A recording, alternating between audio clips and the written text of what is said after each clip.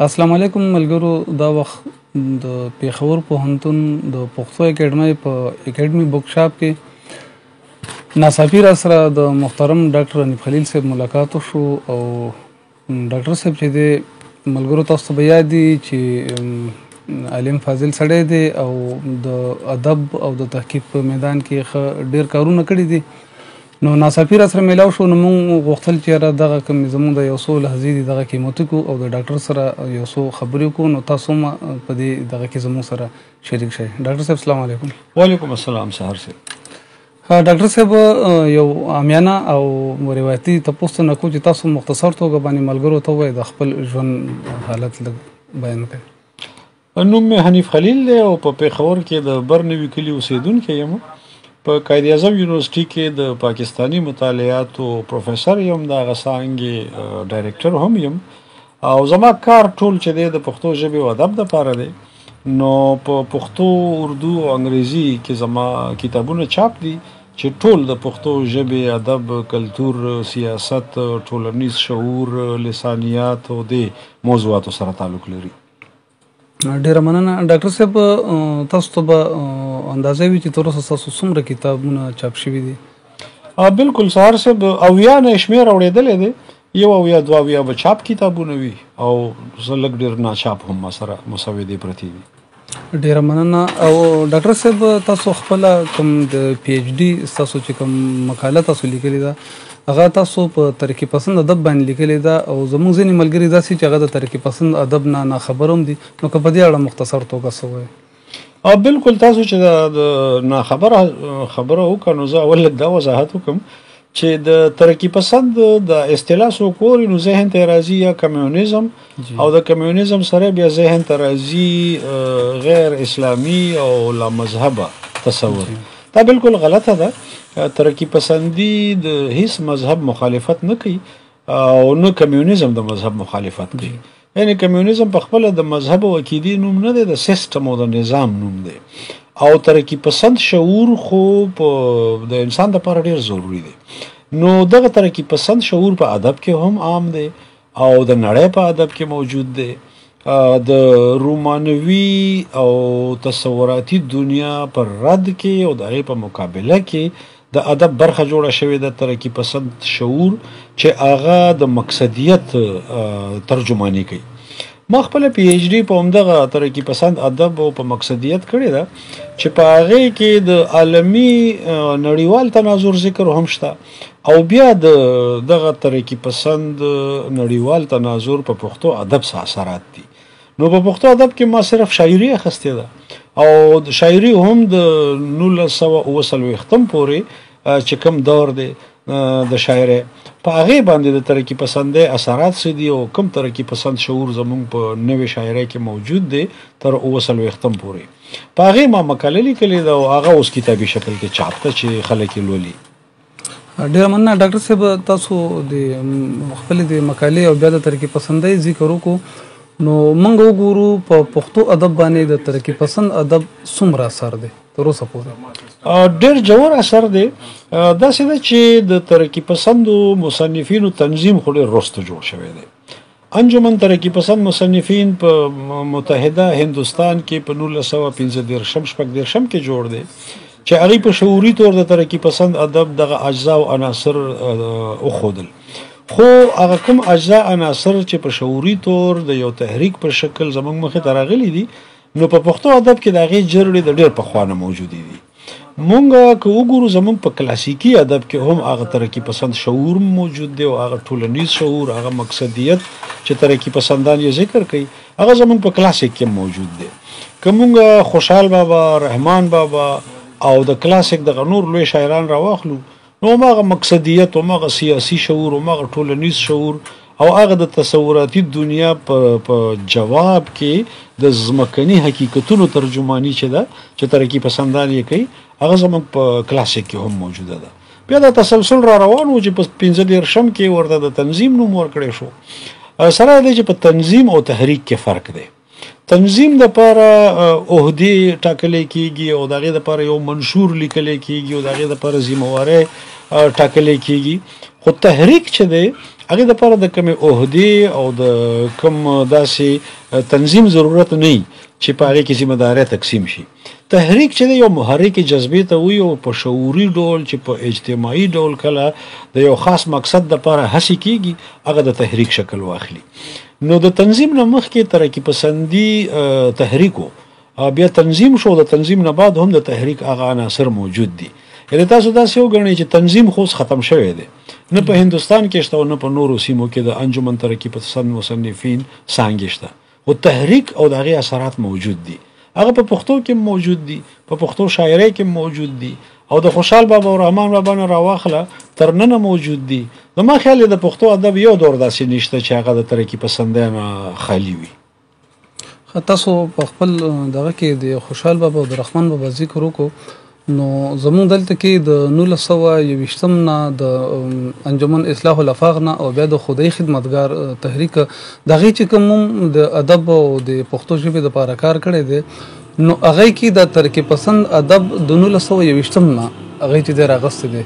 تاسو خو د پخوا خبرو کړله، نو د کې تاسو خپل په مقاله کې هم خدای خدمتګار تحریک چې دی دغه چې کومې هلې ځلې دي د ادب لپاره د پښتو لپاره هغه راغست، تاسو هغه ته په کوم نظر ګورئ؟ بالکل تاسو درسته خبرو کړه. 1921 نه چې باچا خان د انجمن اصلاح الافاق نه بنیاد کېښو، نو په هغې کې دوه زاویې ډېرې څرګندې وي.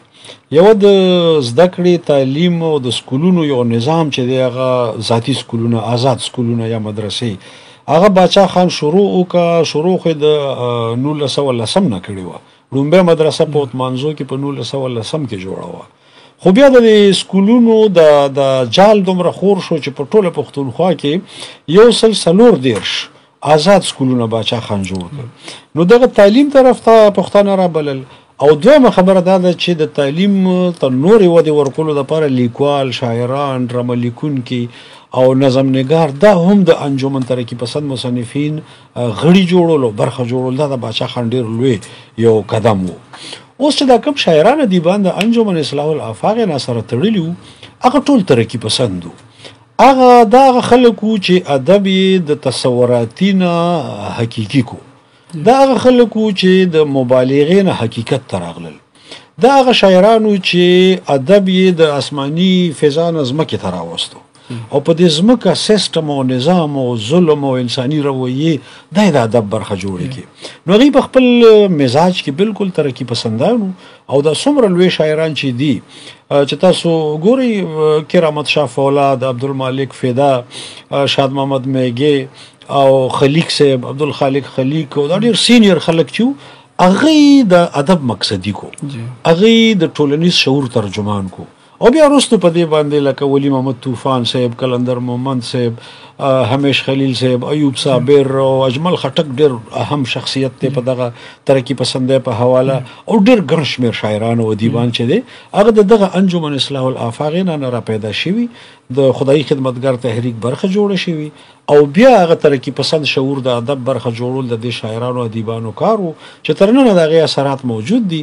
او په دې کې بیا په تنظیمي حواله هم، په فکري حواله هم ډېر لوی کردار سلیم راز صاحب ادا کړی دی. یعنې سلیم راز صاحب د تنظیم هم برخه وه او دغه فکر هم برخه وه. نو د سلیم راز صاحب نه پسته زمونږ په کشرانو کې روخان یوسفزی بیا د تنظیم د پښتونخوا په سطحه مشر سکرټر جوړ شوی و. خو اوس هغه تنظیمي سرګرمي نشته، البته ترقي پسند فکر موجود دی او تر اخره به موجود وي. ډېر مننه. تاسو خپل په دې یو جواب کې ووی چې ترقي پسند چې دی دا د 1915 او 16 نه را په دې خوا شروع شوی دی، کوم وخت چې په د فرانس په پیرس ښار کې عالمي غونډه شوې او د دنیا ټول لیکوالان راجمع شوي، خو هغې چې دې له کوم نوم یې ایښی، هغې جنرال کانګرس فار د ډیفینس آف کلچر نوم یې ایښی د ثقافت، ځکه چې هغه وخت کې هغوی دا محسوس کړه چې یورپ کې زموږ ثقافت په خطره کې دی. نو په دغه سبب خو دلته چې کله زموږ هغه ترقي پسند ادب راغی، نو هغوی په نظم باندې ډېر زیات کار وکړو. نو په دې حوالې تاسو ګورئ او بیا دې کې په نثر او نظم کې څومره کار شوی دی په ترقي پسند ادب کې؟ دا مو ډېره مهمه پوښتنه وکړه. تاسو چې د کوم دور ذکر کوئ نو دا هم د 15 خبره ده، خو د ترقي پسند د اصطلاح چې ده دا په 13 کې مخې ته راغلې ده، او په 13 کې هم دا د ثقافت او کلتور دپاره نه وه، دا د ادب دپاره وه. په هندستان کې چې کله په اردو کې د افسانو یو کتاب چاپ شو انګارې، نو په هغه کې داسې ولوله انګیز مزاحمتي موضوعاتو په دغه افسانو کې، نو د هغې مخالفت شروع شو. نو بیا د شاعرانو، ادیبانو، نثرنګارو، افسانه لیکونکو په شریکه یو مشوره وکړه چې زمونږ یو لیګ اف پروګریسیو رایټرز پکار دی. اصطلاح داسې راغله چې لیګ اف پروګریسیو رایټرز. نو دا په 33 کې خو د لیګ اف پروګریسیو رایټرز د اصطلاح مخې ته راغله چې د دې نه مخکې د ادب دپاره د ترقي پسند یا پروګریسیو لفظ نه و. هسې په سیاست کې او په ټولنیز شعور کې خو ادب دپاره نه و. نو زما مطلب دا دی چې انګارې خو د افسانو مجموعه دا خو ادب دی، نو دوی د ادب نه دا خبره راواخیسته چې یو لیګ اف پروګریسیو رایټرز پکار دی. بیا چې د فرانس په پیرس کې په ناکینګ ریسټورنټ کې کوم میټینګز شوي دي، نو هغه میټینګز کې بیا دا فیصلې شوي دي چې زموږ کلتور، زموږ سیاست، زموږ سماجي شعور او زموږ ادب د دې تحفظ دپاره تنظیم پکار دی. نو هغه تنظیم کې بیا ډېر لوی کردار د سید سجاد ظهیر و. بیا هغې نه علاوه د هغه وخت بابای اردو مولوي عبدالحق او علامه اقبال او بیا ډېر لوی شخصیت پریم چند، منشي پریم چند او دې ټولو تنظیمي هڅې کړي. ملک راجا آنند، بالکل ملک راجا آنند، اختر حسین رایپوري، مجنو ګورکپوري، او دا لوی لیست دی. احمد علي، دا کافي خلک. نو په دغه دور کې چې کله دا تنظیم جوړېدلو، نو دا د هندوستان په سطح جوړ شو. زمونږ په پښتونخوا کې هغه خبرې خو موجودې د مخکې نه وي، خو تنظیم اثرات چې دی وروسته راغلل. کله چې د کاکاجي صنوبر حسین شخصیت هندوستانیانو وپېژندو، نو سید سجاد ظهیر په 1946 کې د یو مفرور په حیث پښتونخوا ته راتلو. دغه خواهش دا و چې زه کاکاجي صنوبر لیدل غواړم. یعنې د دې مطلب دا دی چې د کاکاجي صنوبر د ترقي پسند شعور اثرات هندوستان ته ډېر مخکې نه رسېدلي. نو دلته بیا د کاکاجي په مشرۍ کې ترقي پسند شعور هم عام شو، تنظیمي لارې هم واخیستلې. خو کاکاجي د پاکستان د ازادۍ نه مخکې په باجوړ کې سوال کلا کې او مفرور و، نو هغه ازادي هغه هڅې کولی نه شوې. کله چې د دې ملک وجود مخې ته راغلو او د هند ویشو شو، بیا کاکاجي راغلو پېښور ته. نو هغه چې کومه ولسي ادبي جرګه بیا په 51 کې جوړه کړه، نو یې کې ټول دغه ترقي پسند دانش ورو. البته یو ذکر زه کوم چې دلته په 48 کې انجمن ترقي پسند مصنفین پاکستان جوړ شو او د هغې ړومبی سکرټر چې هغه احمد ندیم قاسمي و، او بیا د تسلسل را روانو. نن سبا هغه تنظیمي حیثیت کمزوری دی، خو په پاکستان کې به هم د ترقي پسندو مصنفین وو، او په پښتونخوا کې چې څومره هلې ځلې وي هغه به سلیم راز صاحب مخ په وړاندې وړي. سلیم راز صاحب د پاکستان د مرکزي تنظیم سیکرټري جنرال هم پاتې شوی دی. نو هغه تنظیمي کیسه خو اوس خاموشه ده. په کراچۍ کې راحت سعید چې هغه اخیری په د سیکرټریانو کې وو، خو هغه نه پس ته بیا کیسه لږه خاموشه ده. البته ترقي پسند سوچ او فکر او د تحریک هغه عوامل هغه موجود دي، او هغه زمونږ په ادب کې ورننوتي دي، په افسانه کې، په شاعرۍ کې، په ناول کې، په ډرامه کې او د ادب په هر صنف کې موجود دي.